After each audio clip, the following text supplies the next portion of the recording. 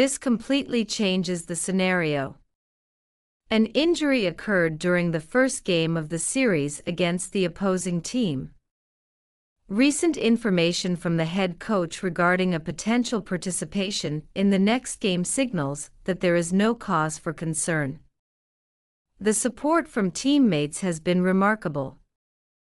As we analyze the situation, a detailed evaluation of the injury will be made with essential updates from the coaching staff and health professionals being shared in addition to the impressive victory of the team over the opponent. Upon delving into the details, the injury occurred during the second period. While the player was performing exceptionally well on track for a night with many points, potentially reaching 40 or even 50 points, the team showed good chemistry, executing impressive plays. However, during a defensive play, a thigh injury was felt. A brief video will be shown followed by updates from the coach. The injury was noticed during a defensive play, possibly while facing a rival, resulting in thigh pain. Even so, the player remained on the court, grabbed a rebound, and scored some points before having to leave. For the fans, this season has been particularly intense, especially in the weeks leading up to the playoffs, with significant attention focused on recent injuries. The current thigh situation represents a greater challenge. The update received after the game indicated that the expectation is for a minimal absence in the next match. It was observed that the player left the arena limping and chose not to participate in interviews with the press, which is customary in injury situations. An imaging exam is scheduled for tomorrow with hopes for a quick update on the status shortly afterward. Interesting information was shared by a health professional linked to a local medical institution collaborating with the team. A brief summary about muscle strains was communicated. Understanding the nature of strains which involve a certain degree of muscle tear in the thigh is crucial. Recovery time varies according to the severity of the tear, ranging from micro tears to complete ruptures. The location of the injury and the number of muscles affected, in addition to the presence of fluids and swelling, are significant factors. A study examined these injuries among professional players, revealing an average absence of 6 games. This does not exclude the possibility of faster return, but it depends on the previously mentioned factors. This information generates concern among fans. There is apprehension within the team environment despite the recent victory, with a score of 98-88. A thorough analysis of this game will be conducted. It is important to reflect on the notable contributions from teammates considering the importance of the injury, which may be more serious than previous issues. The thigh situation presents a completely different set of challenges. Updates will be eagerly awaited as expressions of concern emerge in post-game conversations. Observations show a climate of discouragement, highlighting the emotional impact of the injury on the team dynamics. This scenario could be notably different given the seriousness of the hamstring injury. Currently, there's a significant amount of commentary coming from the team following the game. One athlete noted that another seemed downcast while the coach revealed he is incredibly upset. This reaction is not what one would typically anticipate in response to an injury, as there is often a prevailing sense of optimism regarding the player's timely return. Usually, one would hear affirmations from the coach and teammates about the player's toughness or game spirit. Instead, there are terms like devastated and downcast, which raises apprehensions about the potential severity of the situation. For older athletes, hamstring injuries can persist and frequently hinder a swift recovery at this point in their careers. Many observe that these injuries typically stem from prolonged exertion, and the team recently faced 7 games in Houston, when they probably should have completed the series in 5. Their performance was subpar, necessitating an extra game to advance to the play-in. Just 2 days prior, both players logged 42 minutes in that 7th outing in Houston. There is considerable anxiety circulating in the community at present. Nonetheless, there is also some positive news to share. The team achieved a victory with a score of 98-88, delivering a remarkably resilient effort. The team's ability to band together when one player was sidelined was commendable. Another player should be acknowledged for his impact, and I will elaborate on his performance shortly. Limiting the opposing team to only 11 points in the second quarter was impressive.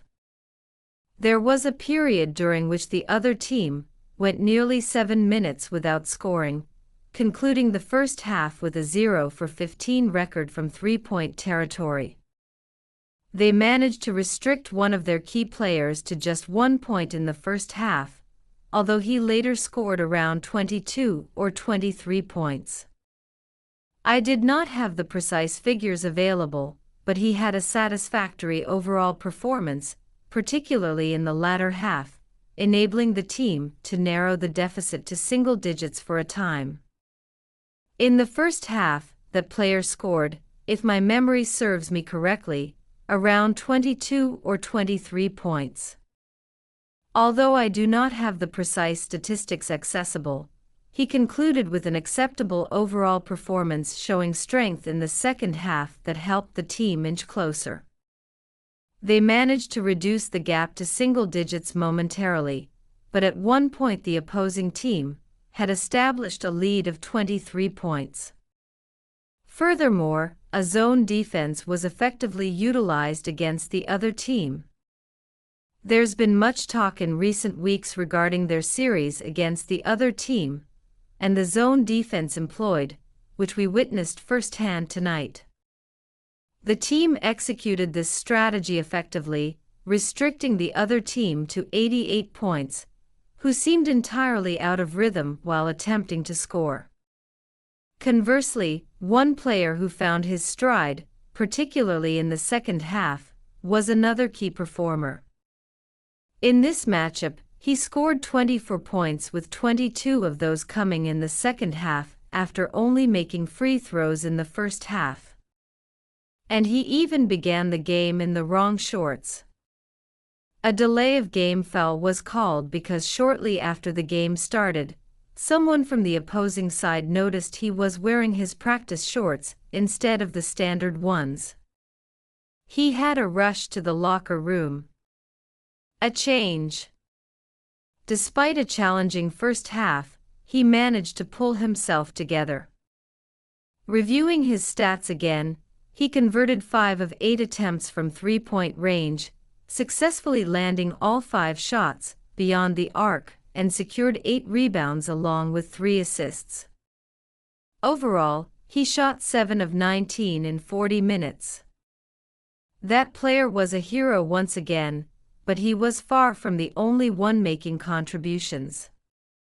Others had significant performances, stepping up with vital rebounds and solid defense. Another impactful player also made his mark, executing running hook shots reminiscent of a shorter version of a legendary player. It was indeed a remarkable team victory tonight, demonstrating how these athletes came together following the injury of their teammate. Just consider their achievements: 1 play. During 41 minutes, Jimmy recorded 20 points, and nearly achieved a triple-double with 8 assists. Draymond Green showed an interesting performance in long-range shooting, hitting 4 out of 10 attempts. In one stretch of the first half, he was 4 of 5, but soon struggled and couldn't maintain the same percentage. The Timberwolves really provoked him a shoot. This matchup will be intriguing as the series progresses, especially with Rudy Gobert defending Draymond, as Gobert is clearly strong in the paint, but lacks the agility to move out to the three-point line and contest Draymond's shots. If Draymond is hitting, Gobert will face a significant disadvantage. However, there were some performances that left much to be desired, such as one player who managed only 3 points in 29 minutes, shooting 1 out of 7 attempts. Attention shifted back to the bench, which had to step onto the court for longer periods. A defender did an excellent job guarding Anthony Edwards. Another player who played for 14 minutes had a crucial role in defense during decisive moments. A young talent came in and showed flashes of skill, finishing with 7 points, which is encouraging. However, another player seemed to disappear again. His plus-minus was -4, the worst on the team, and he failed to make a shot, finishing with 0 points. It was disappointing to see him absent during the playoffs. Nevertheless, the rest of the bench made significant contributions. And when reviewing the stats, both the Warriors and the Timberwolves had similar shooting percentages, both under 40% with 39% accuracy. The difference, however, lay in the three-point attempts. The Warriors hit 42%, while the Timberwolves only made 17%, failing to convert any of their 5 attempts in the first half. Regardless, it is noteworthy that the Warriors dominated the rebounds, leading 51-41. However, attention must be given to points in the paint as the Timberwolves excelled in that area, scoring 52 points compared to the Warriors' 28. Overall, the Warriors managed to secure the victory even with the absence of a key player in the second quarter. The Warriors excelled in rebounds, gaining a 51-41 advantage. However, scoring the paint is a factor that needs analysis as the Timberwolves stood out in this aspect, recording 52 points against the Warriors' 28. Surprisingly, the Warriors triumphed despite losing a player in the second quarter. Something unexpected. Now, what's coming the next game? How do you think this will influence the Warriors' performance? Do you believe the player will be able to participate in the next matchup? And who else?